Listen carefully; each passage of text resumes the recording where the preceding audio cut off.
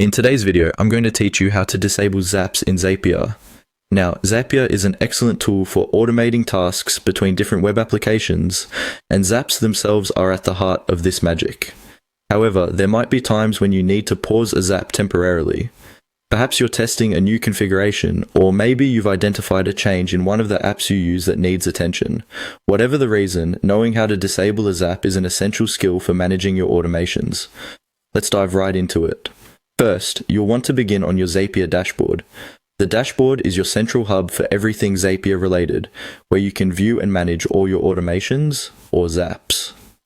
Now, on the left side of this dashboard, you'll see an Assets menu. This is where everything is stored and organized, from the apps you use to the tasks you automate. Click on Assets, and you'll be shown a list of your Zaps. Once you're in the Assets section, look carefully, and select the Zap that you want to disable. Selecting the correct Zap is crucial because this is where the automation magic happens. If you're managing multiple Zaps, you can use the search bar to find the specific one you wish to disable. Keep in mind that the Zaps here might be doing quite a bit of work in the background, so ensure you're picking the right one. Before you proceed to disable, double check the details of this Zap to confirm it is indeed the one you want to pause.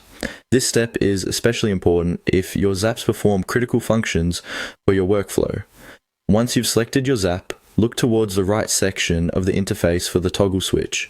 This toggle represents whether your Zap is currently active or inactive. Right now, assuming it's active, the toggle should be switched on, usually indicated by some color or marker showing on. Go ahead and click this toggle to turn it off.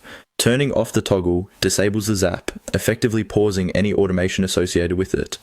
This means tasks will no longer be executed until you decide to turn the Zap back on. However, remember that if there are any pending tasks when you disable it, they won't be processed until the Zap is reactivated. Keep this in mind if timing is crucial for your tasks. That's all there is to it. You've successfully disabled a Zap in Zapier. When you're ready to reactivate it, you can simply return to your